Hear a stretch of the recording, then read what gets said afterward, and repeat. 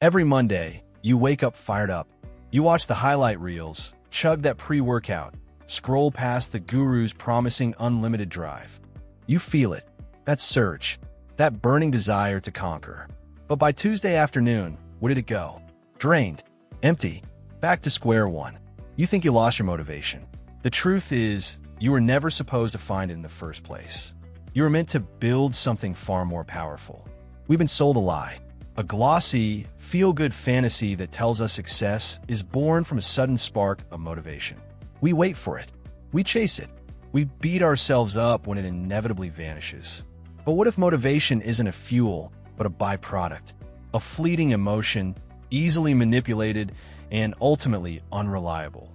What if the real engine of achievement, the kind that builds empires, masters skills, and transforms lives, operates on a far darker, more primal force, a force called discipline? And in this video, I am revealing the exact blueprint for how to forge that unbreakable discipline within yourself.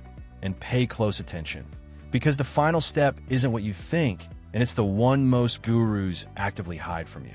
The first step in our blueprint is to confront the dopamine illusion. Your brain gets a bigger hit from planning than from doing.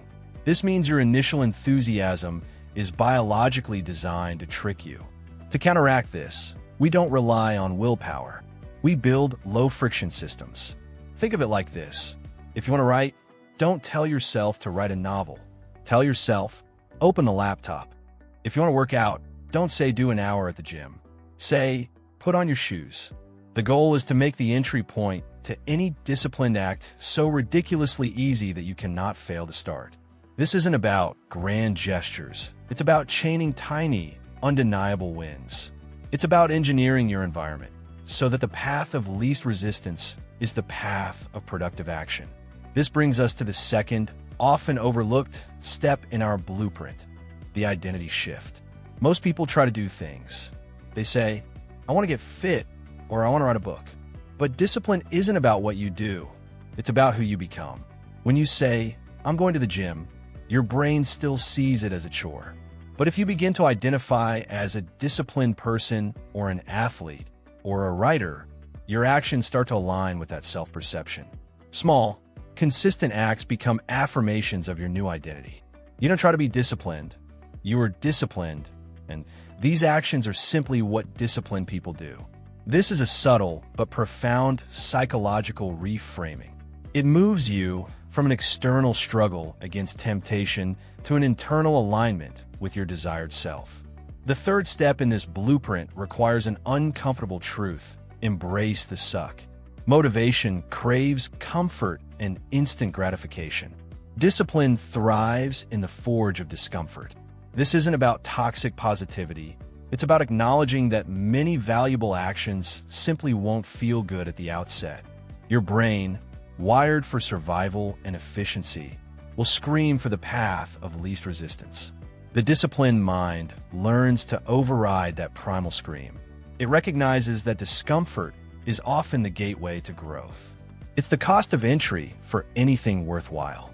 The trick isn't to like the struggle, but to understand its necessity and develop a detached acceptance of it. This isn't about self-punishment, but self-mastery. So, how do we consistently choose discomfort over fleeting pleasure? How do we silence that voice that begs for ease?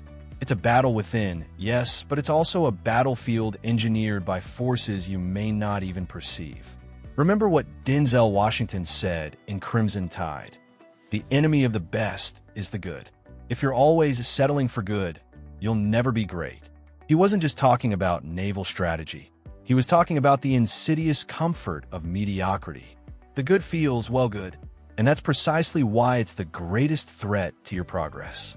The fourth pillar of unbreakable discipline is environmental engineering. We tend to overestimate our willpower and underestimate the power of our surroundings.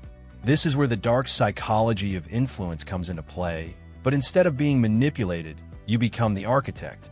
Your environment is constantly whispering suggestions to your subconscious. An open bag of chips on the counter is a louder whisper than your fitness goals.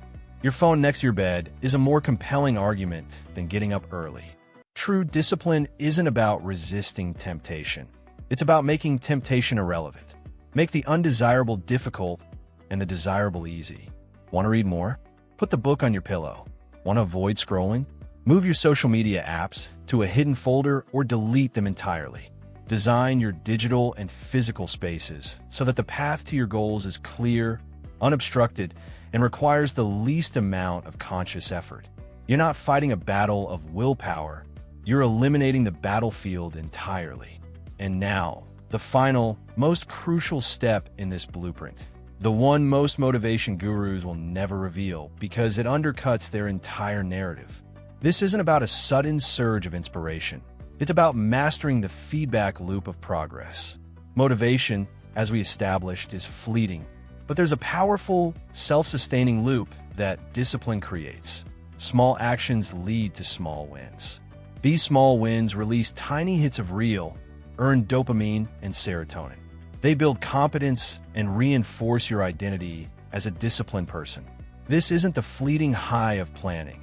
This is the deep satisfaction of accomplishment. Track your progress, even the tiny victories. Did you just open your laptop? Check. Did you read for 10 minutes? Check. Each check mark, each completed task, no matter how small, becomes evidence of your new identity. This evidence isn't for showing off, it's for you. It's the silent, undeniable proof that you're building something. This positive reinforcement becomes the actual fuel for sustained action, far more potent and reliable than any burst of initial enthusiasm.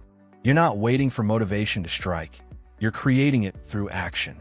So, stop waiting for the spark. Stop chasing the illusion. Motivation is a whisper, easily drowned out.